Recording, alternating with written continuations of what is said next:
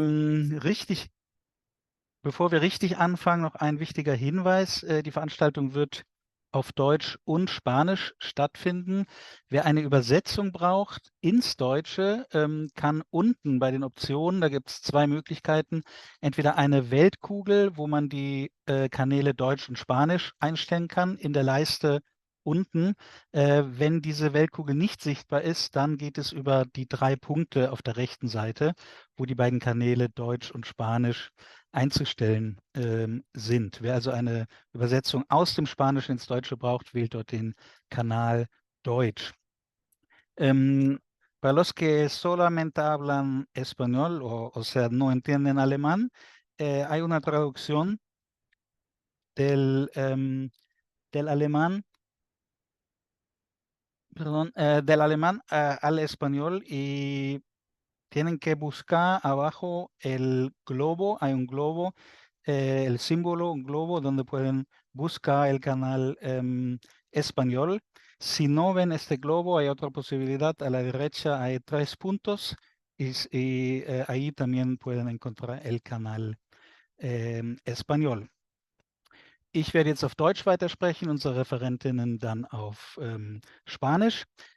Diese Veranstaltung wird einen Moment. Entschuldigung. Diese Veranstaltung ist eine Veranstaltung vom Forschungs- und Dokumentationszentrum Chile Lateinamerika und den Lateinamerika-Nachrichten. Eigentlich ist es anlässlich einer Publikationsreihe zum Thema Agrarreform, wo wir verschiedene kurze Papers zu Bolivien, aber auch Venezuela, Kolumbien, Peru und anderen Ländern veröffentlicht haben oder noch veröffentlichen werden. Da nun gerade die Wahl in Bolivien stattgefunden hat und wir uns kurz vor der Stichwahl befinden, werden wir diesen Event heute zweigeteilt organisieren, und zwar zunächst etwas über die Wahl sprechen und anschließend das Thema der Agrarreform und Agrarsektor in Bolivien vertiefen. Dafür haben wir 2 Gäste eingeladen, die ich kurz vorstellen möchte. Zum einen ist das Cuya Reina, mit der ich zunächst über die Wahl sprechen möchte. Cuya Reina stammt aus El Alto, der großen Millionenstadt oberhalb des Regierungssitzes La Paz, ist Schriftstellerin mit dem Schwerpunkt auf politischen, sozialen sowie kulturellen Themen.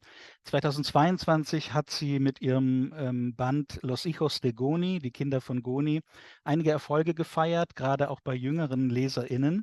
Derzeit arbeitet sie an Projekten zu Identität, Kommunikation und politischen Prozessen in Bolivien. Herzlich willkommen, Cuya.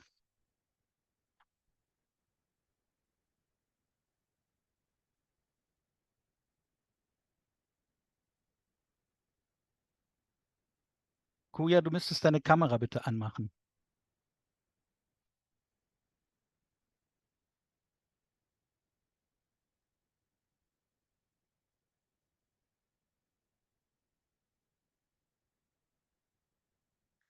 Gut, wenn Cuya noch die technischen Probleme meistert, stelle ich unseren anderen Referenten schon mal vor, Enrique Castañón Baguian. Er ist Dozent für internationale Entwicklung am Institute of the Americas des University College in London. Dort forscht er zu Dynamik, Theorie und Politik des Agrarwandels und der Umweltpolitik in Lateinamerika. Schwerpunktmäßig beschäftigt er sich mit Ressourcenpolitik vor allem und der Ausweitung der Agrarindustrie. Herzlich willkommen, Enrique.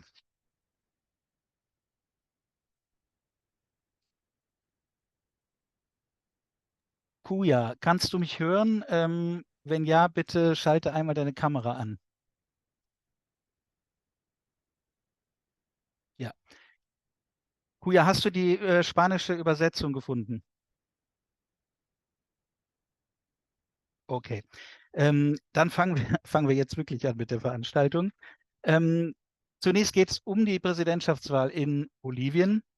Ähm, In der Stichwahl am 19. Oktober, die inmitten einer wirtschaftlichen Krise stattfindet, stehen sich mit Rodrigo Paz und Jorge Quiroga zwei Kandidaten der Rechten gegenüber. Es ist das erste Mal seit Ende der 90er Jahre, dass sich in einer Stichwahl in Bolivien dass keine linke Kandidatur existiert. Für die MAS, die Bewegung zum Sozialismus, die das Land mit einer kurzen Unterbrechung seit knapp 20 Jahren regiert, gleicht das Wahlergebnis der ersten Runde vom August einem Fiasko. Ihr offizieller Kandidat Eduardo del Castillo erhielt lediglich 3% der Stimmen. Ein weiterer linker Kandidat, Andrónico Rodríguez, landete mit 8,5% immerhin auf Platz 4. Vorangegangen war der Wahl ein längerer Machtkampf um die Ausrichtung innerhalb der MAS zwischen dem aktuellen Präsidenten Luis Arce und dem Ex-Präsidenten Evo Morales auf der anderen Seite, der selbst nicht antreten durfte zur Wahl. Er rief dazu auf, leere Stimmzettel abzugeben, was auch 20% der Wahlbevölkerung tat. Kuja, wie konnte es dazu kommen, dass sich die MAS, die über so viele Jahre hinweg quasi die Politik in Bolivien weitgehend dominiert hat, in den letzten Jahren derart zerlegt hat?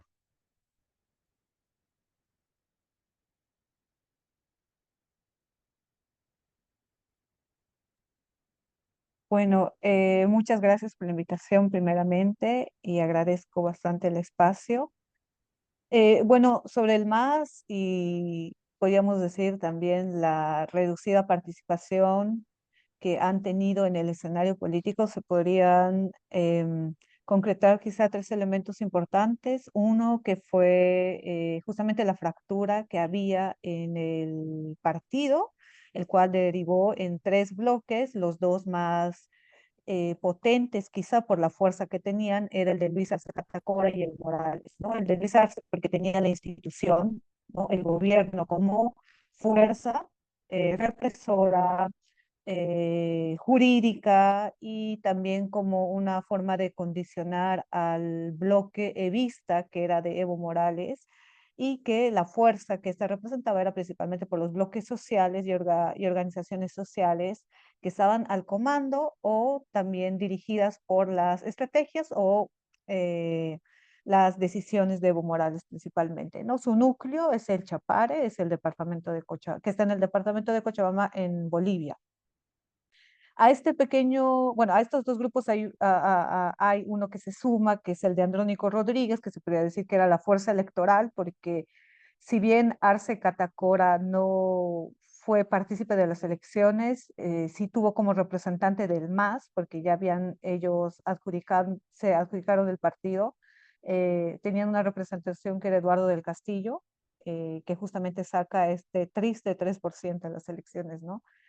Andrónico sale como a última hora para, se podría decir, como una forma de salvar eh, todo el bloque marxista, ya que esta tensión que había tanto en estos dos primeros bloques no permitía representación política para las siguientes elecciones y fue Andrónico quizá la posibilidad de que el marxismo como significante no desapareciera del todo, pero no le alcanzó, justamente porque ahí viene el segundo elemento, ¿no?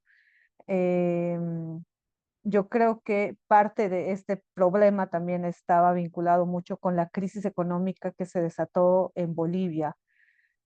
Yo creo que el MAS durante mucho tiempo ha podido crear elementos importantes de hegemonía, muchos de ellos representados por la identidad indígena, ¿no? El discurso, el Estado, y el modelo económico, por ejemplo. El discurso desde la indigeneidad, la pobreza, el indio como sujeto político o el indígena como sujeto político, el modelo, ¿no? Comunitario, productivo, en un sentido de comunidad, a partir de esta lógica del indígena comunitario, ¿no? Y el modelo, justamente, que también era sociocomunitario y productivo, termina de sostener todos estos elementos de de la hegemonía marxista. Yo asumo que cuando un modelo económico cae, es ahí recién cuando se entra en una crisis tanto de legitimidad institucional y demás cosas, ¿no? Porque bueno, las características del MAS estos últimos años y de Evo Morales principalmente como líder no fueron positivas. Ya habían casos de corrupción que habían sido expuestos, ya habían discursos machistas de parte de Evo Morales, ya habían una serie de formas negativas de su mandato y de su gobierno, pero que no eran quizás totalmente importantes para las personas, porque Luis Arce Catacora termina ganando el 2020 con más del 50%. Pero ¿cuándo empieza la gente a cuestionar de verdad el Estado plurinacional, el modelo, los discursos, los sujetos políticos, a Evo Morales, al presidente? Es cuando la crisis económica se agudiza y es ahí cuando todo este andamiaje que se había creado como proyecto político termina de caerse poco a poco, ¿no? Y terminando ya esta fase electoral, nos damos cuenta que, pues, a pesar de que había quizá un Andrónico Rodríguez que podría representar una izquierda o una alternativa frente a las otras figuras de oposición que en las encuestas figuraban como mayoritarios, la gente no termina por votar por el MAS.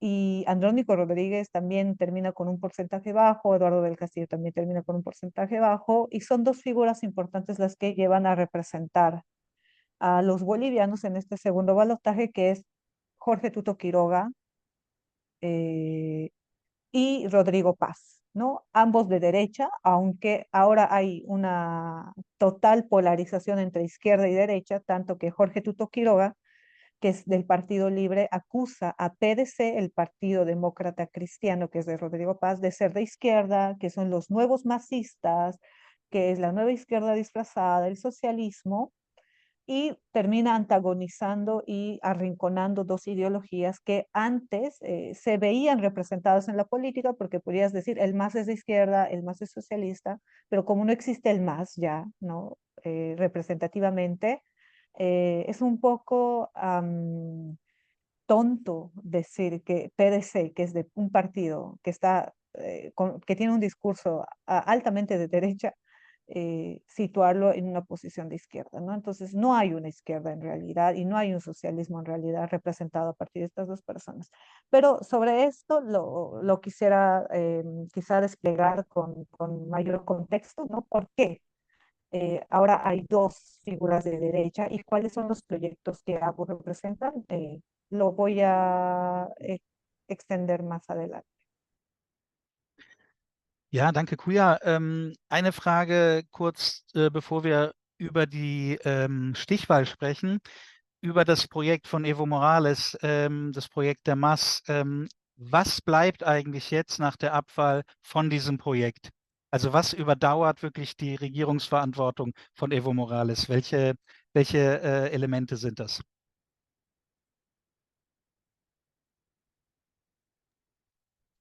Bueno, lo que podríamos mencionar sobre eso es que, por ejemplo, entre el 2006 y el 2019 hay un estudio de Oxfam que se llama Una igualdad es posible, si no me equivoco, y hace un gráfico muy interesante de cómo durante todo este periodo del proceso de cambio, que es el proyecto de transformación social, de modelo económico, o de toda esta revolución política que proponía el MAS, cómo en este periodo una clase empobrecida, que era muy significativa en cantidad, termina transitando a una clase media, tanto clase media alta como clase media vulnerable. Es decir, el proceso de cambio, el gobierno del MAS, principalmente en las primeras gestiones de Evo Morales, realiza un proceso de redistribución de las riquezas, estas principalmente por la nacionalización de los hidrocarburos.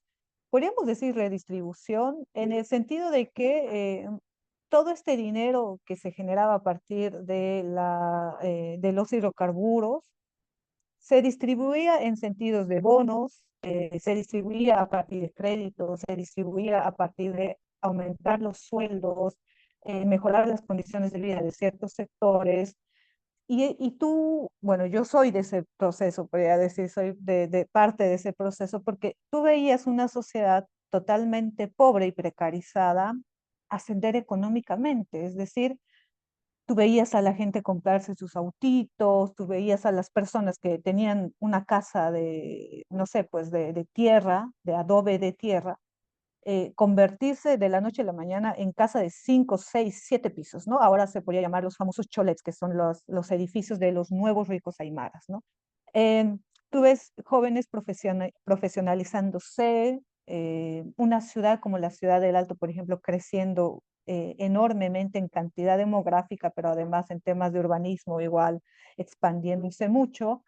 Eh, entonces, yo creo que podríamos decir que esta clase que inicialmente era pobre, indígena, de origen rural, transita a un espacio urbano, se convierte en una clase media popular, y que ya más allá de sus agendas de nacionalistas o estatistas, busca seguir ascendiendo socialmente. Eso podría, y eso lo han dicho varios intelectuales, pensadores, eso podría quizá eh, hacernos entender por qué esta nueva clase popular que antes votaba por el MAS, pero ahora está defraudada por el MAS, ya no busca en este partido, eh, ya no se encuentra en este partido representado. ¿Por qué? Porque el MAS, aparte de que nunca pudo cambiar de liderazgo, porque si ahora hablamos del MAS, creo que la figura más representativa es Evo Morales. Si bien no pudo cambiar de liderazgo, no pudo cambiar de modelo ni de discurso, tampoco pudo cambiar de sujeto político. El MAS se estancó en el indígena rural pobre, porque ese era el sujeto político que a inicios de los 2000 proponía nuevas reformas, nuevos cambios, y de hecho son estos sectores, en su mayoría de origen indígena, con situación de precariedad, la que generó alzamientos, protestas, y que eso devino justamente en la llegada de Evo Morales al poder del 2006. Entonces, si tú no puedes cambiar a tu sujeto político como centro de tu discurso, de tu modelo, de tu proyecto, difícilmente tu agenda va a convocar a estos sectores. Entonces, ¿cuál es el sujeto político de hoy? Justamente es este sujeto nacido de este proceso de cambio, que es de clase media o clase media alta, muchos de ellos indígenas de sectores populares, los que buscan en la derecha una alternativa frente a esa ascensión social, es decir, buscan nuevamente ascender. Claro, si tú estás en una clase media, difícilmente vas a querer llegar a ser pobre nuevamente, ¿no? Y con todo toda esta instrumentalización de lo indígena que genera Evo Morales, muchos de estos sectores no se consideran indígenas, se consideran o aymaras o quechuas, e incluso pueden considerarse mestizos, pero ya no se consideran indígenas en su mayoría, puesto que algunos también se deben considerar así, pero lo indígena ya no trasciende tanto en aspectos discursivos, pero eso no significa que haya desaparecido. El proceso de cambio le ha dado al sujeto político, creo que lo más importante, más allá del discurso y más allá de todo este imaginario que hay del indígena, le ha dado poder económico. Y si podría quedar algo, creo que lo más importante sería eso, porque ahora hay un debate entre, ¿debería morir el Estado plurinacional como modelo de nación? ¿Deberíamos volver a la república? Pero yo percibo que este debate está más en sectores polarizados, en sectores académicos, que en realidad no lo encuentras en la gente. O sea, la gente no está debatiendo si de verdad es importante un Estado plurinacional o un Estado republicano. Lo que la gente quiere es poder económico. Quiere que el mercado, el capitalismo sea parte de su realidad en Bolivia. Entonces, bueno, esa es otra cosa que igual lo voy a desglosar mejor, pero se podría decir que algo que le ha dejado el MAS al indígena ha sido poder político, eh, bajo bastantes condiciones, que pueden ser negativas también, pero de alguna forma también han sido positivas. Ja, danke, Guja, für die Eindrücke, für die Einschätzung. Nun Haben wir eine Stichwahl übernächste Woche am 19. Oktober zwischen zwei rechten Kandidaten, auch wenn der eine, Rodrigo Paz, im Wahlkampf nun teilweise als Linker bezeichnet wird. Aber es sind zwei rechte Kandidaten. Was bedeutet das denn für Bolivien? Droht Bolivien tatsächlich eine Rückkehr in die ja, neoliberalen 90er Jahre oder inwieweit unterscheiden sich diese beiden Kandidaturen und ihre Programme tatsächlich?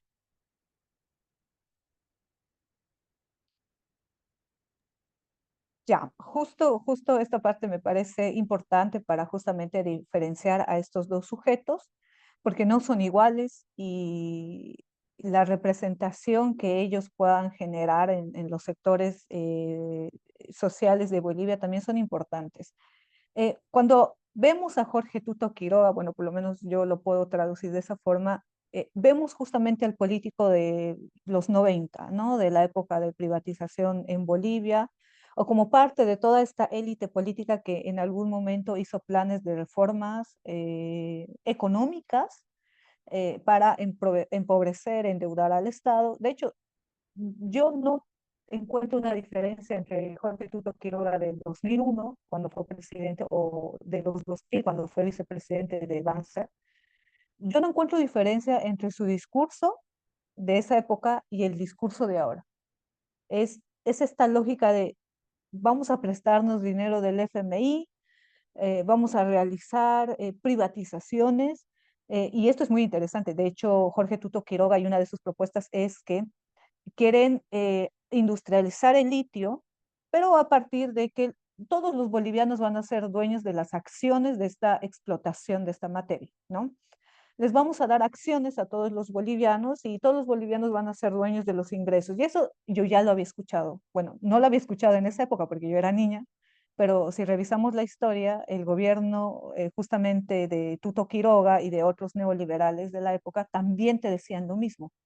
No, los hidrocarburos también van a ser de todos los bolivianos. Vamos a darle acciones a todos los bolivianos. Bueno, eso nunca pasó. ¿Por qué? Porque todos los bolivianos no pueden fiscalizar cómo van a explotar, por ejemplo, el litio. No van a ir a las reuniones de los empresarios, todos los bolivianos, los 11 millones de bolivianos. Es demagógico, ridículo decir que toda esta explotación de la materia prima le va a pertenecer a todos los bolivianos, pero esta es una estrategia que ya se veía también en los 90. Los préstamos del FMI también ya se veían en los 90, la privatización también en los 90, ¿no? La privatización de las empresas estatales. Entonces, tú ves ahí en Tuto Quiroga una perpetuación de justamente el elitismo de derecha de esa época, que busca eh, reforzar el poder en sectores estratégicos de la élite política, uno de ellos la agroindustria. De hecho, Tuto Quiroga prácticamente ya firmó un acuerdo con la CAO, con los sectores de la industria, para decir, vamos a triplicar, duplicar la producción de soya, ¿no? ¿Y eso qué significa? Pues más deforestación. A estos sectores seguramente se les van a dar subvenciones, ¿no? Como hay todavía una escasez de gasolina y de diésel, a estos sectores posiblemente se les dé subvenciones o acuerdos, o se generen acuerdos para que ellos no estén desprotegidos, porque mucho tiempo no han estado desprotegidos. El Estado les ha dado las condiciones para que ellos puedan generar divisas, divisas que no retornan al Estado. Entonces, es nuevamente la reproducción del poder, ¿no? Capitalismo, prácticamente. ¿Qué pasa con Rodrigo Paz? Y esto es algo interesante y a mí me hace generar cierta reflexión sobre esto. Y seguramente muchos en Bolivia también están analizando qué está pasando con el discurso de Rodrigo Paz. Rodrigo Paz eh, no está en contra del capitalismo, está a favor del capitalismo, pero él no dice el capitalismo, todo este sistema solamente va a ser para esta élite, ¿no? Él dice no, el capitalismo tiene que ser para todos y toma como ejemplo a sectores de la ciudad del Alto, los camiris, que son los nuevos ricos, que justamente en este proceso del que yo hablaba, ¿no? El proceso de cambio de los gobiernos de Evo Morales, han generado capital, han generado riqueza, han generado bienes, han generado redes de comercio, han generado, se podría decir, poder, prácticamente poder económico. Muchos de ellos que son transportistas, transportistas de carga pesada, comerciantes que viajan a China y traen mercadería, algunos son contrabandistas, otros se dedicarán a a la cooperativa minera. O sea, en todo este proceso han generado dinero, ¿no? Y Rodrigo Paz toma como ejemplo a estos sectores y dice, bueno, hay un discurso del 2022 justamente que él dice, ¿no? El Alto no necesita hidrocarburos, el Alto no necesita agroindustria. Ellos están generando su dinero con su trabajo, están generando riqueza con su trabajo. Entonces, lo que Rodrigo Paz propone es, bueno, este capitalismo que le ha dado tantos beneficios y privilegios a ciertos sectores de la élite política tradicional, ¿por qué no le puede dar beneficios de poder a estos sectores, ¿no? Entonces, tú te das cuenta de que más allá de que el vicepresidente de Rodrigo Paz sea una persona muy popular en TikTok y que le ha dado bastante voto a Rodrigo Paz, un capitalismo para todos llama mucho la atención, nuevamente, en sectores que buscan una agenda política que les genere nuevamente poder económico e incluso ascender socialmente, ¿no? Y llegar a ser los nuevos ricos. Em, Aparte de que podríamos decir que ambas personas tienen ideas parecidas, ¿no? Los dos son de derecha, los dos cuestionan al Estado como esta figura que interviene en todos los sectores comerciales, empresariales, educativos, etcétera. Buscan también reformas económicas que reduzcan al Estado, pero la lógica es diferente. ¿Por qué? Porque Rodrigo Paz no busca perpetuar a la misma élite en su discurso, por lo menos, ¿no? Ya lo veremos en el gobierno si es que llega, si lo hará o no lo hará. Busca generar cierto tipo de cercanía con estos sectores populares que ascendieron en un proceso de izquierda. Entonces llama mucho la atención porque hay tantos sectores populares que quieren votar por Rodrigo Paz y seguramente la propuesta de Rodrigo Paz de capitalismo para todos quizás sea muy ideológico en el sentido de que es algo imaginativo, de que tú puedas crear un sistema que le otorgue beneficios a todos. Es muy difícil porque el capitalismo siempre ha sido como que le ha dado bastante beneficios a ciertos sectores y a otros no, ¿no? Entonces, eh, pero no es una idea mala en el sentido de que este nuevo sector popular sí busca empoderarse políticamente a partir de la economía. El primer paso es lo económico. Y se puede decir que si se quiere nuevamente una nueva izquierda, no se tiene que pensar desde el pobre. Ya las agendas ya no es del pobre indígena. Las agendas de la nueva izquierda deben ser de el nuevo indígena urbano de clase media, pero además clase rica. Esa tiene que ser la nueva agenda de la izquierda, ¿ya? Eh, entonces, ¿se puede decir que el indígena que ha ascendido estos años socialmente es de derecha? Yo digo que no. Así como no fue de izquierda, porque los aymaras y quechos, que son los que generan mayor riqueza ahora, bueno, por lo menos en este bloque popular, no son de izquierda. De hecho, nunca han compartido las ideas de la izquierda del siglo, ¿cómo se les dice? El socialismo del siglo XXI, ¿no? El progresismo del feminismo, las agendas LGBT, o sea, Palestina, no está en las agendas de estos sectores urbanos.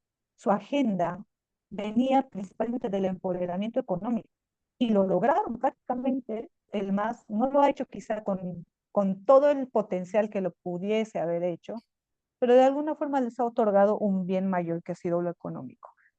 Entonces, si este sector no ha sido de izquierda, difícilmente es de derecha.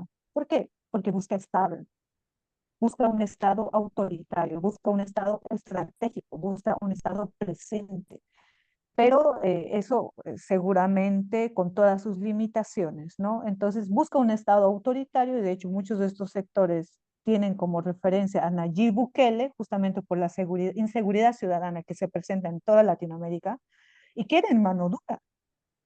Si vamos a Perú, muchos de estos sectores también de origen indígena también quieren mano dura por la violencia que se vive, por el crimen organizado en Perú.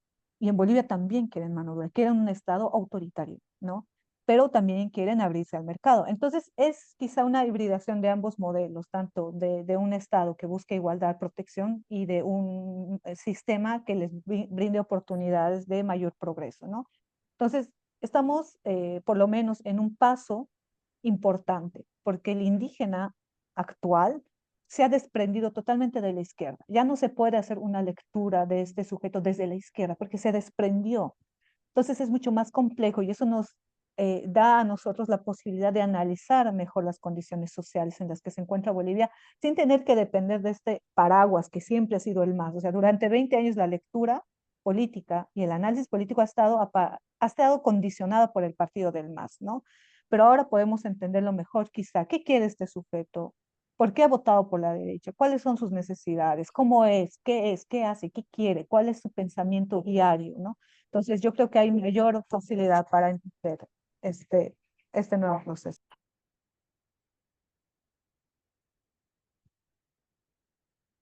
Ja, und in dem Kontext würde mich noch interessieren, Bolivien ist ja, hat eine sehr junge Bevölkerung.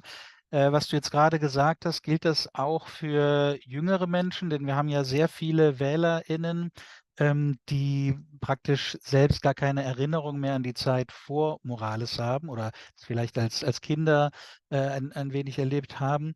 Aber wie blicken jüngere Leute und gerade auch jüngere Indigene auf die politische und wirtschaftliche Situation gerade in Bolivien?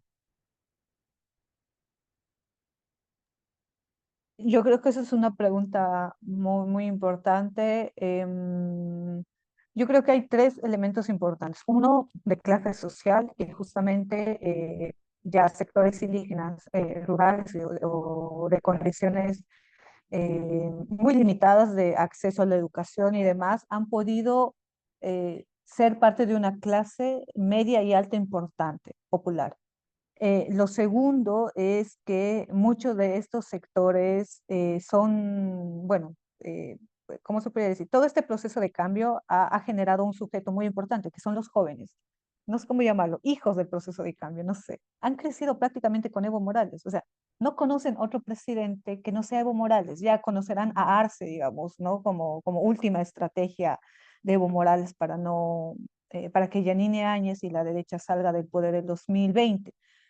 Pero, o sea, prácticamente todo lo que conocemos de malo y bueno en un liderazgo es a partir de Evo Morales. No hemos podido contrastar otros gobiernos simbólicos o de mejor manera, porque, o sea, este partido ha estado gobernando casi por 20 años. Entonces, es muy difícil eh, desprenderse de esta noción que fue el MAS, el movimiento al socialismo, ¿no? Entonces, esta generación que no sé si es por condición biológica o porque el Estado también ha sido muy defraudante, está enojada con el Estado. Y este es un fenómeno que pasó en Argentina, porque ¿quiénes hicieron, quién fue el principal motor para que Milei llegara al poder? Los jóvenes. O sea, tú veías una gran cantidad de jóvenes en redes sociales haciendo campaña para Milei, ¿no? Creando cuentas de TikTok. Y ahora son los jóvenes los que están en la era tecnológica y no tienen otra noción de la política eh, fuera de la tecnología y fuera de las redes sociales. Y ahí está el tercer, bueno, el primer elemento quizá es el de la clase social, el segundo elemento podría ser el de una nueva generación totalmente joven y el tercer elemento son las redes sociales. No se puede pensar Bolivia sin estos tres elementos, jóvenes, defraudados del Estado y justamente convocados por un discurso antiestado, ¿no? Que te dice hay que reducir el Estado no genera riqueza, seguimos siendo pobres por culpa del Estado, la corrupción, etcétera, etcétera, etcétera. Entonces, eh, esto es algo interesante. Este bloque, este grupo social que ascendió justamente en este periodo, es muy, muy heterogéneo. O sea, ya no se puede hablar de El Alto, por ejemplo, como ciudad homogénea, donde todos son indígenas, todos son de izquierda. De hecho, El Alto creo que es la ciudad menos de izquierda. O sea, no sé en qué momento el MAS le adjudicó una característica de izquierda a El Alto, ¿no? Pero es tan heterogénea que tú vas a ver alteños votando por Rodrigo Paz y vas a ver alteños, incluso pobres, o sea, con precariedad, votando por Jorge Tuto Quiroga. ¿no? Quizá hay una identidad interesante, ¿no? Quizá unos jóvenes ven en Rodrigo Paz la posibilidad de que la política cambie, porque se puede decir que Rodrigo Paz es un outsider en el sentido de que nunca ha estado en esta franja de presidenciables y está ahora recién postulando, o Edman Lara, que fue un policía justamente destituido por denunciar un caso de corrupción. Entonces, tú ves dos figuras relativamente nuevas en el campo político y podrían quizá representar una transformación estructural o no sé, ¿no? Ahí hay algo detrás de estos rostros nuevos. Y tú ves a un grupo de jóvenes que van a votar por Jorge Tuto Quiroga, quizá porque encuentran en Jorge Tuto Quiroga esta ascensión social asegurada, ¿no? Y esto le pasa a muchos jóvenes, ¿no? Asumen que por votar por Milei eh, son parte de esa clase social que representa Milei. Y eso también, Jorge Tuto Quiroga representa una clase social de la élite tradicional, se podría decir, porque muchos de los sectores de la agroindustria están apoyando a Jorge Tuto Quiroga, muchos sectores de políticos blancos están apoyando a Jorge Tuto Quiroga y muchos sectores como Santa Cruz, que tiene una gran tendencia a votar justamente a representantes de esta élite tradicional, van a votar por Jorge Tuto Quiroga. Entonces, hay una representación de esta clase tradicional en Tuto Quiroga y jóvenes que quieren sentirse representados o quieren ser parte de esa clase social. Podría decirse que estas clases sociales buscan, no sé cómo decirlo, blanquearse, eh, buscan ser parte de esa clase social históricamente blanca. Y los de Rodrigo Paz, debe haber mucha diversidad y formas de ideas de estos sujetos para votar por Rodrigo Paz, pero yo creo que este sector que va a votar por Rodrigo Paz no necesita blanquearse para sentirse poderoso. Si vemos a los camiris, si vemos a los sectores populares, están construyendo una realidad moderna en Bolivia a su forma. Tú ves los cholets de estos ricos y no ves pues ahí un, no sé, pues un minimalismo, digamos, ¿no? De la época de Europa, no sé. Ves toda una amalgama de colores, luces, aguayos, formas tradicionales, ves Transformers ahí y tú dices, ¿qué está pasando? O sea, estas personas tienen una forma de ser ricos, tienen una forma de ser clase media, tienen una forma de sentirse poderosos, ¿no? Y quizá es este sector el que se represente más por Rodrigo Paz, y quizá tal vez no se representan por Rodrigo Paz, pero es que es Tuto al que no quieren ver como presidente, ¿no? Y ahí también va a jugar un rol muy importante esto de lo que representa Tuto, porque como decía anteriormente, Tuto representa toda esta reproducción de la misma élite histórica que durante muchos años le ha robado al país. Entonces, si bien hay una juventud eh, que tiene una memoria reciente, porque toda su vida ha vivido con el MAS, se va a sentir representado quizá en temas de clase, en temas identitarios, en Rodrigo Paz y Jorge Tuto Quiroga, ¿no? Por lo menos yo he visto a muchos grupos alteños muy representados en Rodrigo Paz, eh, y en Jorge Tuto Quiroga no. Yo creo que debe haber ahí cierto tipo de politización, porque el Alto siempre ha estado politizado en ese sentido, tiene una historia quizá de muchos años atrás, sobre el rol que ha ocupado Jorge Tuto Quiroga y otras élites, pero yo creo que son los padres, es una sociedad también de adultos que ha vivido esa época y que la ha vivido también la guerra del gas, ¿no? Ha podido reproducir esa politicidad, no se puede decir, ese discurso político, esa identidad política a otras generaciones. O sea, yo como joven puedo decir que he crecido totalmente politizada desde el sentido de enfrentarme a personas de esta élite, ¿no? Mis padres, el colegio, mi contexto siempre ha estado en contra de estos sectores. Entonces, no creo que un joven en la ciudad de Alto no haya crecido también con esa reproducción discursiva, porque acabábamos de salir de una guerra del gas, donde había muerto mucha gente, tú lo habías visto en la tele, lo habías visto en la esquina. Entonces es un sector muy político el Alto en ese sentido. Ahora, habrán personas que se van a desprender justamente de esa historia y votarán por todo, obviamente, ¿no? Pero Yo creo que en su mayoría hay jóvenes muy, muy politizados. Sin embargo, buscan una agenda, nuevamente, esta agenda, si va a ser la derecha la que pueda responder a estas necesidades de esta nueva clase, genial. Si va a ser la izquierda la que va a responder, genial. Pero hay que ver bajo qué condiciones, cuáles son las lógicas, porque nuevamente este sujeto no está ideologizado entre la derecha y la izquierda, no, quiere resolver sus problemas más cotidianos. Y eso lo hará un gobierno de izquierda, lo hará un gobierno de derecha. Ojalá que pueda hacerlo un gobierno justo, porque hay muchos elementos que se puedan condicionar a partir de eso, ¿no? Por ejemplo, la religión. Esto es algo que todavía no se ha tocado en Bolivia, pero estamos hablando de un grupo social muy evangélico también, ¿no? Y eso también genera identidad. Hm. Ja, danke, Kuja, für den Moment. Wir würden jetzt zum Thema Agrarpolitik und Agrarreform übergehen. Historisch spielt Bolivien eine wichtige Rolle für das Thema Agrarreform. Hier fand 1953 bereits eine bedeutende Agrarreform, weitgehende Agrarreform statt, noch Jahre vor der kubanischen Revolution wohlgemerkt.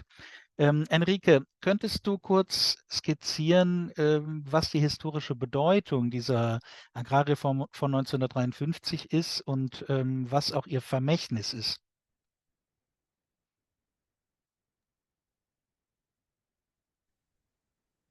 Hola, Tobías. Bueno, primeramente, gracias por la invitación. Estoy feliz de ser parte de esta conversación con Cuya y con la gente que se ha unido. Evidentemente, la reforma agraria del 53 en Bolivia ha sido un hito en la región. Se la considera una de las más radicales junto con la mexicana, ¿no? Es una reforma que se desprende de una revolución nacional en el país, en el 52, un año antes, y que fue muy transformadora en el sentido en que había una concentración de la tierra eh, furiosa en Bolivia, ¿no? En ese entonces se estima, por ejemplo, que el 4% de los propietarios eran dueños del 82% de la tierra en los 50. Entonces llega la reforma agraria y sí tiene un legado importante en el sentido en que fue muy transformativa en las tierras altas, pero no así en las tierras bajas, ¿no? Entonces un impacto fuerte, pero un impacto desigual, ¿no? Geográficamente muy desigual. En las tierras altas, como decía, el sistema de haciendas, que era una herencia colonial, fue prácticamente desmantelado, ¿no? Lo que pasó en las tierras bajas fue en realidad mucho, mucho más modesto. Hubo algunas invasiones de haciendas, pero en términos generales, la gran mayoría de los hacendados o finqueros, como se los llamaba en esas tierras, terminó conservando sus propiedades. También fue una reforma que, hay que decirlo, muchas veces se la plantea como un mérito meramente del partido de gobierno, en ese entonces el Movimiento Nacionalista Revolucionario, el MNR, como un tema que el Estado y con este movimiento lideró, pero en realidad tiene más larga data, ¿no? Es una consolidación de un agregado de fuerzas políticas, de movimientos rebeldes indígenas, principalmente en el occidente del país. Ahora, una vez dada la reforma agraria como parte del legado, como había dicho que es bastante desigual, pero aparte del hecho mismo de la reforma, del momento, digamos, revolucionario del 53, en los siguientes años el MNR va a consolidar una estructura dual en Bolivia, ¿no? Con su política agraria de ese entonces, en los 50.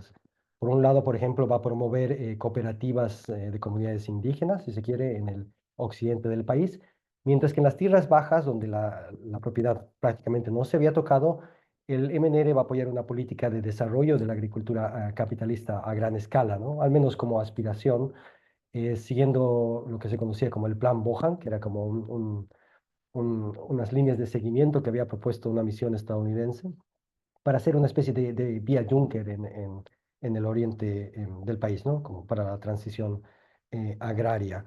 En cuanto a temas bien puntuales de cómo el MNR facilitó ese proceso de la vía Juncker en las tierras bajas, las haciendas en realidad pasaron a una conversión nominal, ¿no? Que pasaron a llamarse empresas agrícolas, pero muchas de ellas todavía retenieron muchas de sus cualidades semifeudales en algunos casos, ¿no? Aunque gradualmente se fueron cambiando. En ese entonces fue más una estrategia para encubrir y para proteger a las grandes propiedades. Ya en el 64, con Barrientos y los gobiernos militares, este sector también va a consolidar su poder, ¿no? En la época de Banzer, por ejemplo, en una de las dictaduras más notorias, la élite de Santa Cruz controlaba cerca de 3.8 millones de hectáreas, ¿no? Que habían recibido favores del Estado.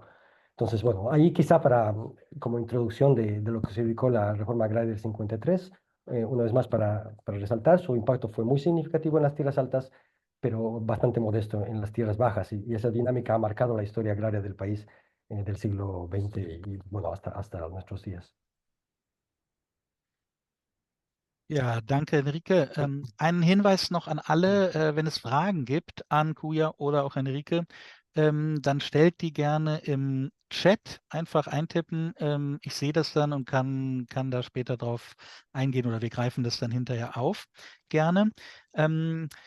Der Neoliberalismus, der ab den 80er Jahren in vielen lateinamerikanischen Ländern und auch in Bolivien den Ton angab oder durchgesetzt wurde, hat ja letztlich auch zum Wahlsieg der MAS 2005 beigetragen oder geführt. Welche Auswirkungen hatte denn die neoliberale Umgestaltung der 80er und 90er Jahre auf den Agrarsektor und vor allem auf die Kleinbäuerinnen und Kleinbauern?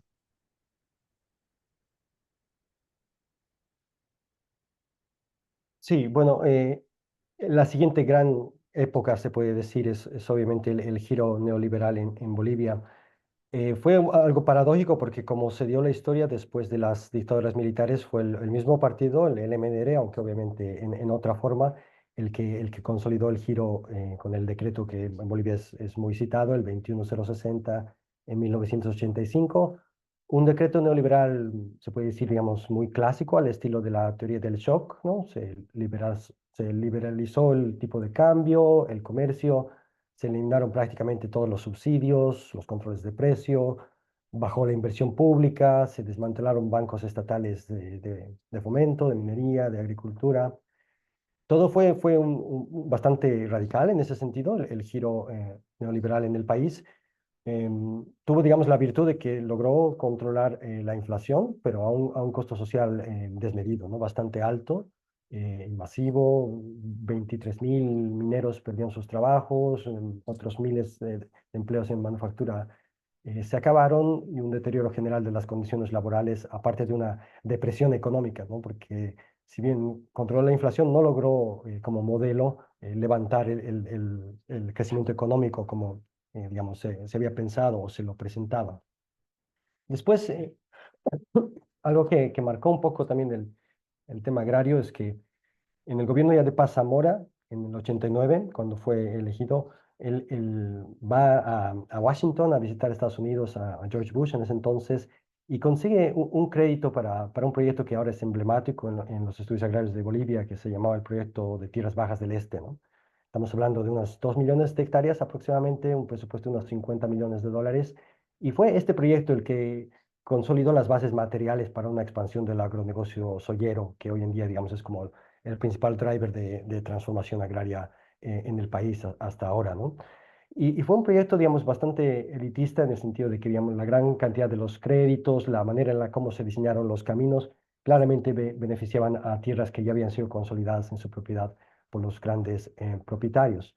Una cosa que hay que aclarar, sin embargo, es que este giro también hacia la soya fue visto con expectativa por parte del campesinado, y algo que quizá no enfaticé es que otro legado de la reforma agraria es que hubo lo que se conoce como la Marcha al Oriente. Entonces el Estado no solamente, digamos, facilitó a las grandes propiedades consolidarse, sino también hizo esfuerzos para promover la movilización de la mano de obra, ¿no? Básicamente mano de obra campesina, para que mediante procesos de colonización fueran a cubrir esa demanda en el Oriente. En la práctica, la migración fue más espontánea, fue la propia gente la que se organizó y fueron a lugares de Montero y otros lugares donde se hicieron grandes focos digamos, de migración para cubrir esta demanda laboral.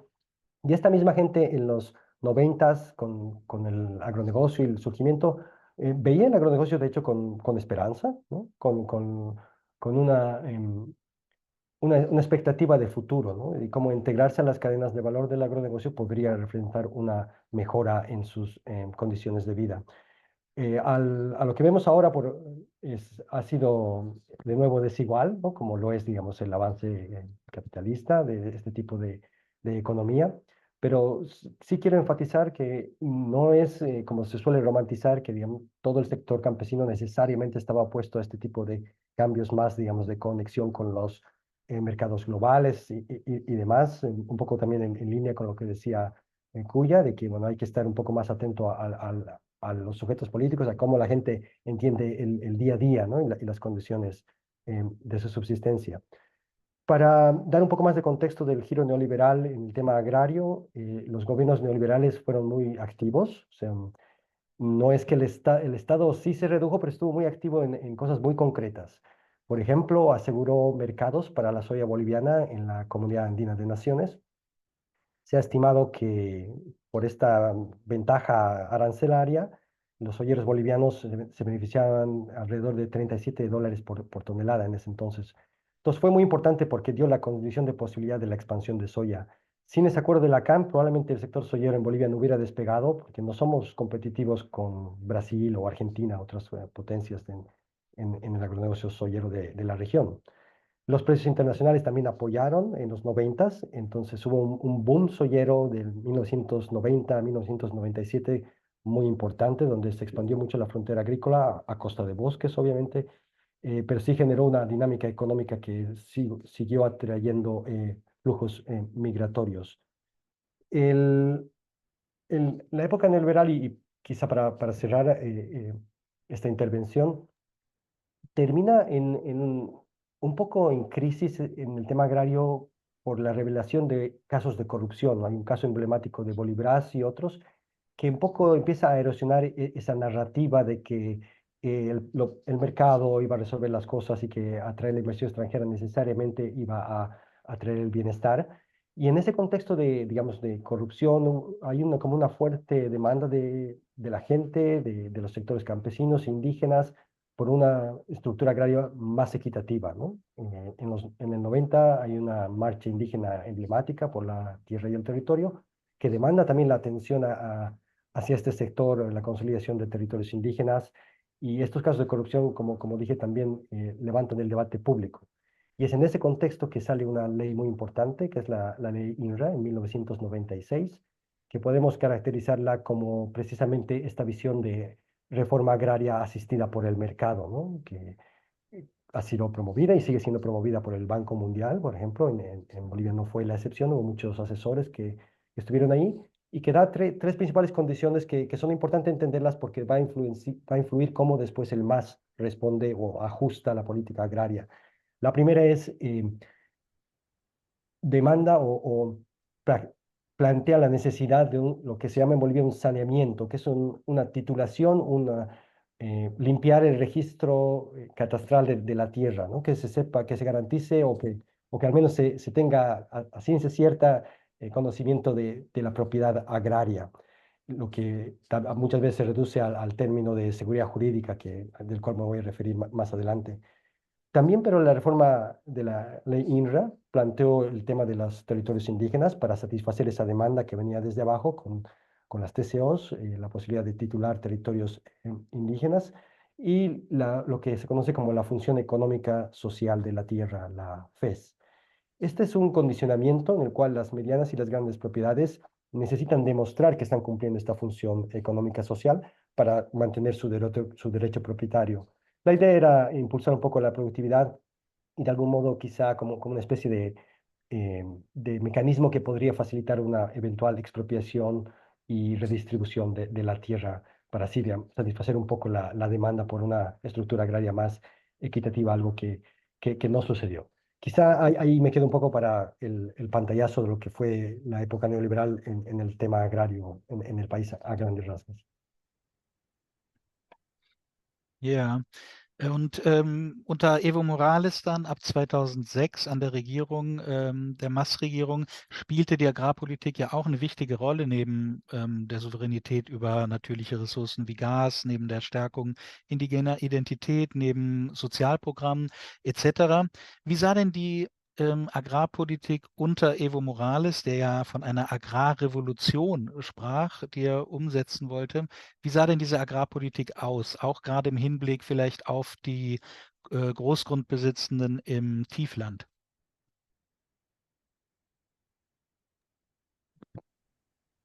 Sí, bueno, ya una vez el MAS llega al poder en el 2006, empieza el gobierno, en el 2005 gana la elección Evo Morales con ese 54%, eh, sin duda marca un nuevo ciclo político, ¿no? Abre un ciclo político en el cual el tema agrario fue central a los inicios y, bueno, marcó de algún modo la agenda, pero al principio fue particularmente un tema de discusión. De hecho, la ley que va a sacar el MAS, que se llama la Ley de Reconducción Comunitaria de la Reforma Agraria, fue probablemente su primer acto legislativo de importancia como gobierno, ¿no?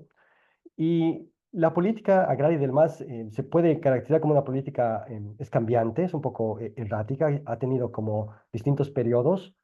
Y yo diría que hay como tres grandes periodos en cuanto a la política agraria del MAS. Un primer momento donde está marcado por esta nueva ley, la de reconducción comunitaria, y que es un momento de enfrentamiento, de confrontación con la élite tradicional. Yo diría desde el 2006 al 2009, más o menos, el MAS busca cambiar el modelo de reforma agraria a un modelo dirigido por el Estado, como el otro gran paradigma que igual se ha intentado en otros países, ¿no? El MAS tenía un mandato y además la correlación de fuerzas en ese momento le favorecía. Había lo que se conocía como el Pacto de Unidad, que era un bloque digamos, organizaciones campesinas e indígenas que no solamente tenían capacidad de movilización, sino que también legitimidad, ¿no? En ese entonces. Esta nueva ley de reconducción comunitaria de la reforma agraria, yo siempre digo que a mí me parece que es una ley que fue muy honesta desde el título, ¿no? Porque no es una reinvención de la reforma agraria, no es un cuestionamiento directo a la ley INRA, digamos, neoliberal o que se la llamaba así, sino es una reconducción, es redirigirlo, ¿no? Y lo que hace en esencia es potenciar lo establecido en la ley INRA, sobre todo aquellos, digamos, puntos más progresistas, si se quiere. Se introdujeron, por ejemplo, inspecciones periódicas para el tema de la FES, esta condición para que sea más sistemáticamente verificada cada 2 años. Las organizaciones sociales y los municipios pasaron a ser parte de la observación del saneamiento para que haya un poco más de control social sobre cómo se está haciendo el proceso. Perdón, estoy un poco resfriado, pero ahí vamos. Se eliminó los planes de manejo futuro que muchas veces usaban las grandes propiedades para justificar la FES, es decir, simples promesas de manejar el terreno de manera sostenible, pero sin nada que realmente suceda, ¿no? Los informes técnicos que sin con poca valía o nula, esas dejaron de ser una opción para demostrar la FES. Cosas así, hubieron disposiciones de la nueva ley que de algún modo le dieron más potencia a las partes más redistributivas de la ley INRA. También jugó mucho obviamente la política interna. La Oficina Nacional del INRA adquirió mayor poder después de esta ley, en una clara movida para un poco debilitar las oficinas regionales que eran más susceptibles a la captura por las élites, digamos, ¿no? En el oriente. También muy importante, la ley estipula que la tierra fiscal, aquella tierra que aún, digamos, podría redistribuirse, solo puede ser destinada a campesinos y a pueblos indígenas, ¿no? Se acelera el proceso de saneamiento. En los 2 primeros años de este ciclo, cuando entra el MAS, se sanean, es decir, se titulan alrededor de 12 millones de hectáreas, que es más o menos la misma cantidad de titulación de tierras que en todo el periodo neoliberal anterior, ¿no? En 2 años se hace un avance bastante significativo. Las explicaciones después podemos detallarlas, pero en general es un hecho verificable.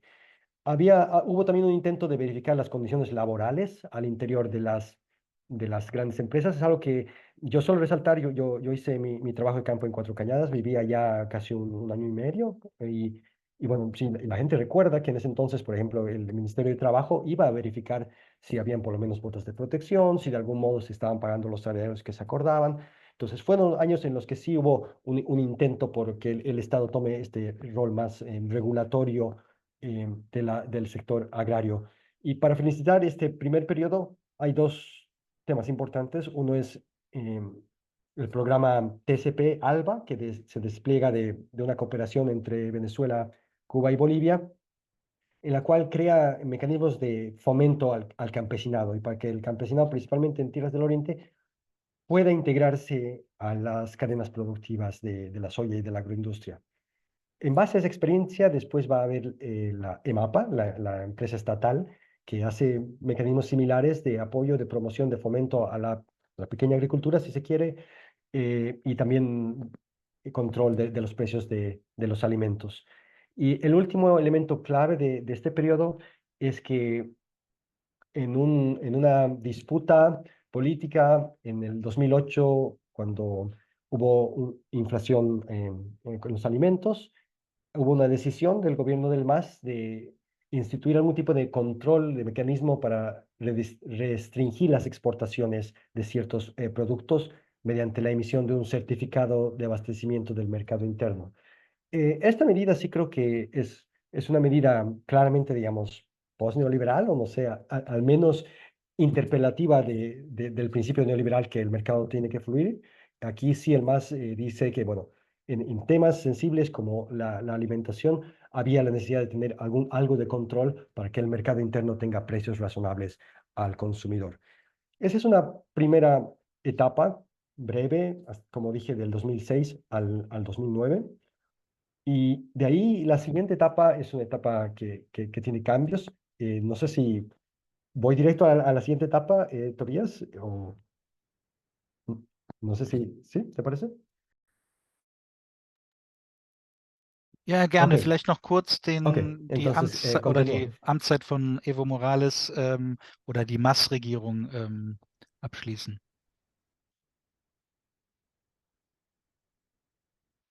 Ok, ya. Sí, es esa primera etapa que, bueno, yo la resumo en ese término de la ley, la llamo la reconstrucción comunitaria. Va a ser seguido por un siguiente periodo de la política agraria que, en mi entender, se puede ligar más directamente a lo que fue la agenda patriótica, ¿no? Esta propuesta del MAS. Y ahora, bueno, desarrollo a qué me refiero. Eh, Hay una coyuntura en el 2010 en el cual el MAS expande su hegemonía de manera muy significativa en el país, ¿no? Gana un referéndum en el 2008 con el 67%, se aprueba la nueva constitución en el 2009 con el 78%. Entonces hay una expansión hegemónica que inclusive llega a Santa Cruz de manera muy fuerte y esto hace que los cálculos políticos cambien, tanto al interior del MAS como en la élite agraria, ¿no? La élite logra una concesión que la nueva constitución política del Estado no se hace retroactivo este límite de la propiedad de las 5.000 hectáreas y a partir de ahí empiezan un poco a limar las asperezas, si se quiere, entre la élite agraria y el MAS. Hay una especie de pacto entre ambos actores por beneficios económicos por parte de la élite agraria de Santa Cruz, que ve en el nuevo momento político un momento, digamos, más de estabilidad social, con buenos precios internacionales, momento para hacer negocios, y el MAS ve la oportunidad de expandir aún más su economía en Santa Cruz y alejar a la élite económica de la élite política en cierta medida.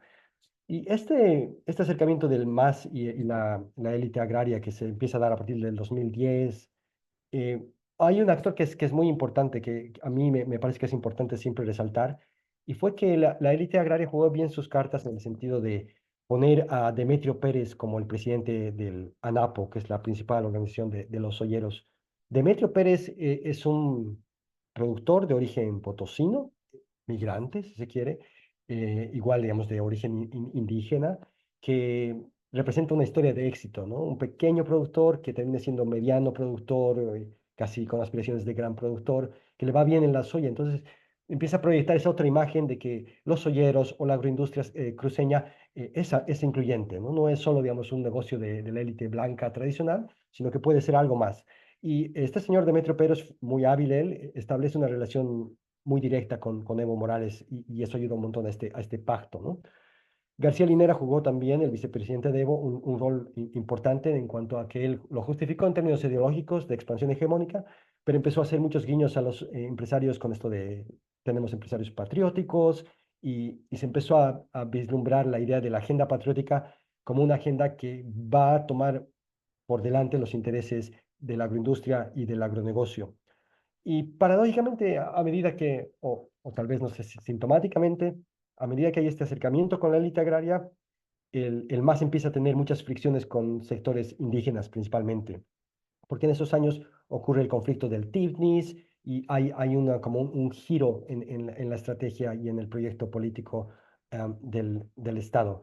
Esto se puede ver hasta en cifras de cómo se titulaba la tierra. Por ejemplo, entre 2010 y 2014, la proporción de tierra titulada a favor de la élite agraria se incrementa en casi un 8%. El porcentaje del sector campesino igual va para arriba, como la base dura del MAS, y sin embargo empieza por primera vez en porcentajes, en términos porcentuales, la tierra titulada para sectores indígenas en territorios indígenas baja casi hasta un 20%, ¿no? Reflejando, digamos, el nuevo proyecto estatal.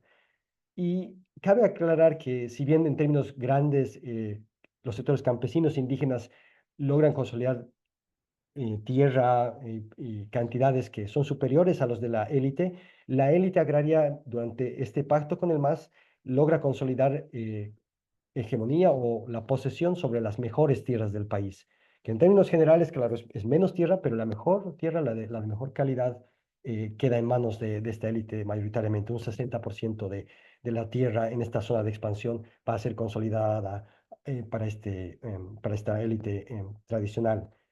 Y bueno, este proyecto continúa. Hay otro evento clave, el de la cumbre Sembrando Bolivia en 2015, donde la élite sigue avanzando y arrancando concesiones, como que, por ejemplo, el mecanismo de la FES que hablé, la verificación se amplía, ya no es cada 2 años, sino cada 5.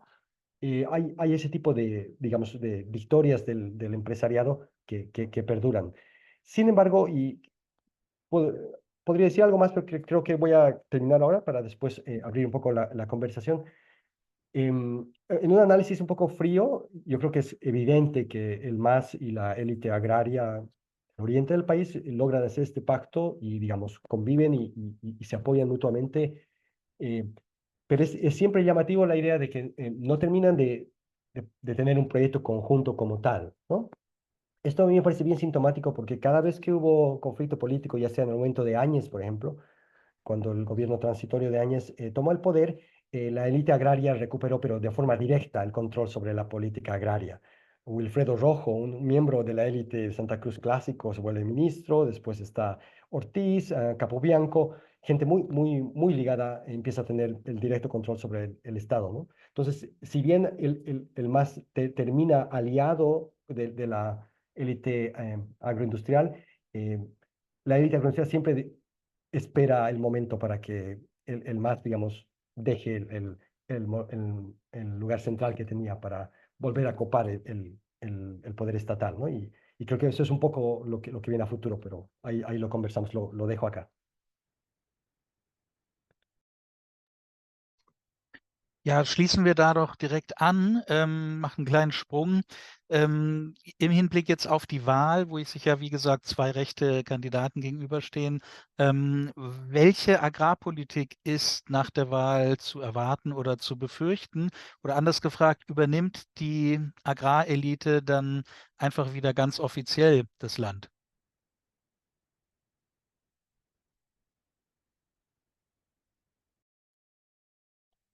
Eh, bueno, obviamente aún son momentos tempranos para hacer un análisis, pero yo diría que es muy probable que la élite vuelva a tener un control directo del poder estatal y del gobierno, pero quizá la principal implicancia del nuevo momento y de las elecciones y del cambio político que estamos viendo en el país no sea tanto el agarrar al poder estatal, porque ahora es un poder estatal disminuido desde que, por ejemplo, el control de la economía como tal ya no pasa por las manos estatales como era el caso en los años de la hegemonía del MAS, en el cual controlando la economía del gas el Estado era el principal actor económico del país. Eso ya no es así.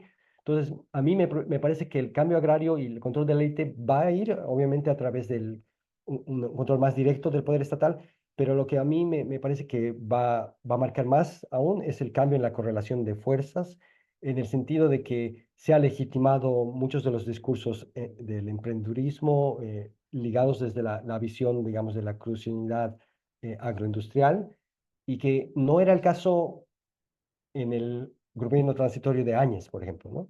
Áñez logra meter a gente de la élite tradicional, pero todavía el consenso político en el país no tenía este giro que también Cuya ya estaba hablando de que en realidad se ha movido un poco, si quieres, el sentido común hacia una agenda más de derecha. Eso es lo que me parece que puede abrir, sí, un nuevo ciclo agrario, que por lo que he escuchado de Tuto Quiroga y menos, pero también algo de Paz, eh, va a tomar un poco el Paraguay como un ejemplo, ¿no? Y en Paraguay lo que vemos es una especie de como mercantilización de la tierra, siguiendo parámetros neoliberales, pero de bastante agudos, ¿no? Un lugar donde cual el poder del agronegocio y la concentración de la tierra no están en debate, sino más bien son presentados como la opción de progreso agrícola. Y en ese cambio yo no sé bien cómo va a diferir la política agraria entre los dos candidatos. Si bien Paz, por esto que explicaba Cuya, tiene, digamos, esta agenda más de capitalismo para todos, quizá logre o él busque algún tipo de alianzas con los pequeños productores en las tierras agroindustriales.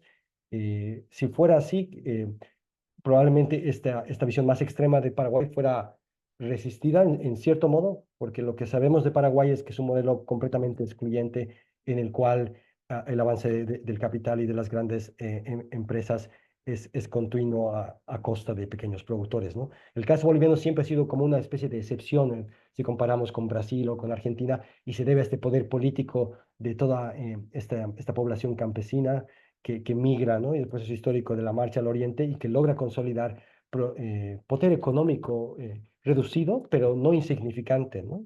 Y que yo creo de algún modo presenta como una especie de balance al poder de la élite agraria.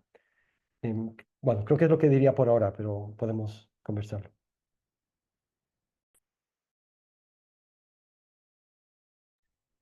Ja, vielen Dank, Enrique. Ich sehe, dass es keine Fragen bis dato gegeben hat im Chat. Falls es noch eine Frage gibt, bitte gerne jetzt stellen. Ich würde ansonsten auch, um in Richtung Ende zu kommen, zum Abschluss noch gerne eine Frage an euch beide stellen, die jetzt ein bisschen das größere Panorama betrachtet. Die Stichwahl findet ja noch statt, aber es ist jetzt schon klar, dass dass man von einem Rechtsruck in Bolivien sprechen kann. In anderen Ländern, Argentinien beispielsweise, haben wir gesehen, dass viele linke Bewegungen, Basisbewegungen da nach dem Regierungswechsel erstmal sehr damit beschäftigt sind, auch Schaden abzuwehren oder in die Verteidigungshaltung überzugehen. Was erwartet ihr da für Bolivien oder sagen wir mal, welche Perspektiven ergeben sich durch den Rechtsruck oder angesichts des zu erwartenden Rechtsrucks für linke Bewegungen, für Basisbewegungen, indigene, kleinbäuerliche Bewegungen? Kuya, vielleicht möchtest du anfangen. Ok, bueno, eh, hay que aclarar, por ejemplo, que en el Parlamento hay muy poca representación de izquierda, prácticamente la mayoría es de derecha, y las alianzas o el trabajo en Cámara va a estar más inclinado a las agendas de derecha, justamente, y esto tiene que ver igual con el tema de los hidrocarburos, del litio, qué va a pasar con el agro. Entonces, por ejemplo, Jorge Tuto Quiroga quiere hacer toda una reforma de estos sectores económicos para generar mayor productividad y así de alguna forma reducir el impacto de la crisis, ¿no? Obviamente esto va a afectar a los sectores más vulnerados y a los sectores con mayores necesidades. Eso preocupa bastante. En ese sentido, podría haber quizá una respuesta desde la izquierda para fiscalizar, cuestionar u oponerse a ciertas reformas económicas. Yo creo que institucionalmente eso es casi imposible porque nuevamente la representación desde la izquierda en la Cámara de Diputados, en la Cámara de Senadores es reducida, entonces no sería posible. Sin embargo, y no me quiero limitar a la izquierda ideológica o como partido. Sin embargo, hay sectores que pueden movilizarse de forma orgánica justamente por estas reformas que podrían generar un impacto en sus condiciones de vida. Y si hablamos de Evo Morales, yo creo que no habría que descartar ninguna posibilidad de que él también pueda movilizar a sectores populares, sectores del Chapare, campesinos, porque tiene todavía un grupo muy significativo de personas que siguen, que sí, no sé si podría llamarlo como que lo idealizan, si lo siguen, pero que se sienten todavía representados por el discurso de Evo Morales y se sienten convocados también por él, ¿no?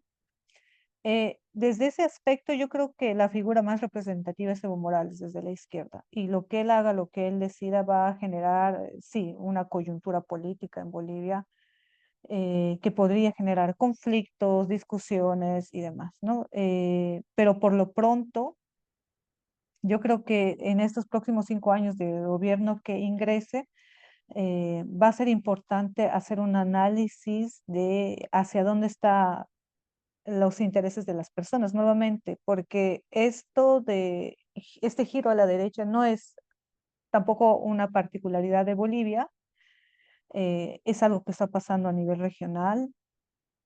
Pero estoy de acuerdo, por ejemplo, con Enrique cuando dice que Bolivia en muchos contextos ha sido la excepción, justamente porque sus condiciones sociales e históricas han sido diferentes.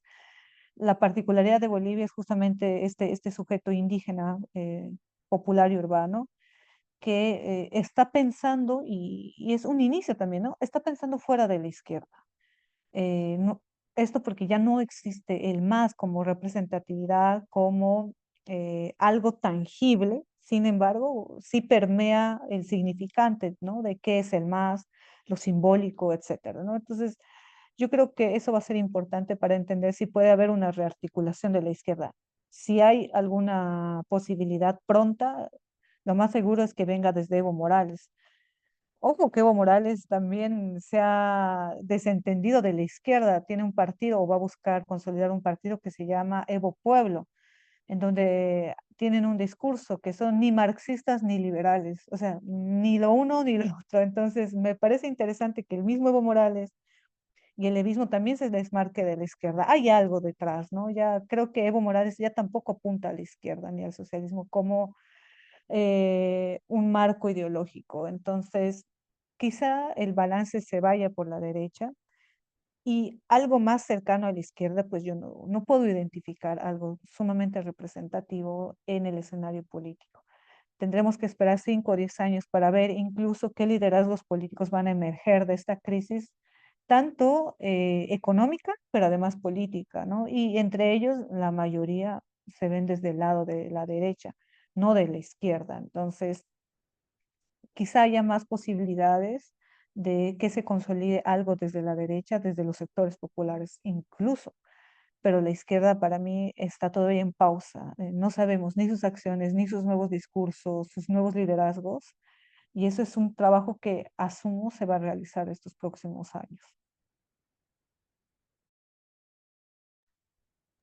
Por mi parte, tal vez enfatizando en el tema agrario, sí, una cosa que a mí me parece que es muy probable es que a pesar, digamos, de los discursos y de intentos tangibles de hacer una especie de, digamos, de reforma, que realmente intente revolucionar y reconfigurar el sistema agrario, creo que hay limitaciones bien concretas de mercado y de condiciones internacionales que no van a permitir, digamos, un nuevo boom soyero de la magnitud que Tuto Quiroga u otros esperan. De hecho, el propio MAS, que tenía buenas condiciones exteriores en esa agenda patriótica que yo les comenté, tenía el sueño. Álvaro García Linera había hablado de 13 millones de hectáreas, ¿no? Esa era la meta, había que llegar a 13 millones de hectáreas de soya, ¿no? Y nunca se llegaron a las dos, ¿no? Fue algo que no es tan materializable dadas las condiciones de la economía política regional y mundial. Así que aún así el proyecto de Tuto Quiroga, digamos, fuera radical, creo que va a encontrar algunos límites bien concretos en la capacidad de expansión que puede generar. Eso por un lado, y por otro lado, a mí particularmente siempre me ha parecido clave que el sector campesino, principalmente el del oriente del país, como un poco lo había comentado, no ve en el agronegocio algo que rechace, ¿no? Al contrario, lo ve como una posibilidad, busca cómo incorporarse en mejores términos, ¿no? Cómo incorporarse eh, no en condiciones de precariedad. Y es interesante porque inclusive los discursos viniendo desde el MAS o desde la izquierda, digamos, solían enfatizar nociones como soberanía alimentaria o que están en contra de los transgénicos, narrativas que no resuenan con la gente que realmente está en esos lugares produciendo la soya.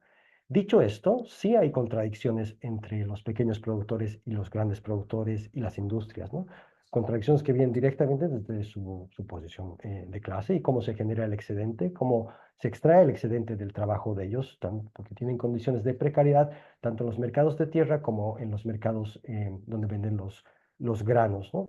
Y ahí hay un potencial de conflicto, por un lado, desde un plano estrictamente económico, porque estos pequeños productores sufren, digamos, el rentismo que la industria les hace hacia ellos, los cobros de más, los descuentos en los centros de acopio. Hay un montón de medidas tangibles de extracción del excedente que generan estos actores, pero también en el tema político, en el tema identitario, cada vez que hay un conflicto con la élite cruceña, es emblemático que lo primero que la gente, digamos, que abraza esas banderas de confrontación con el occidente y demás, lo primero que van a quemar es la sede campesina, porque el campesinado en esta región tiene como esta connotación de todavía un poco el invasor, ¿no? El que llegó del occidente para desvirtuar una especie de, digamos, de economía em,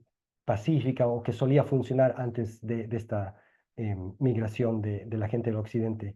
Entonces, ahí creo que es una pregunta abierta hasta qué medida, tanto por el lado económico de estas contradicciones que tienen los pequeños productores con los grandes y también del lado identitario, de que inclusive, digamos, siendo un pequeño productor, si es una persona racializada, es muy difícil que entres a ciertos círculos de poder en el agrocruceño, ¿no? Hay ese tipo de tensiones que pueden de algún modo también marcar el devenir de la política agraria y de la política más grande en esta región, dependiendo de cómo se posicionan los actores. Sí, ese par de apuntes de mi parte para cerrar. Ja, vielen Dank, Enrique, vielen Dank, Kuya, dass ihr eure Einschätzungen heute mit uns geteilt habt. Angesichts der fortgeschrittenen Zeit würde ich dann jetzt schließen. Ich bedanke mich bei allen, ganz besonders auch an die Technik im Hintergrund und natürlich unsere Übersetzerinnen, ohne die so eine Veranstaltung hier nicht möglich ist. Vielen Dank an alle, vielen Dank fürs Zuhören und schönen Abend noch.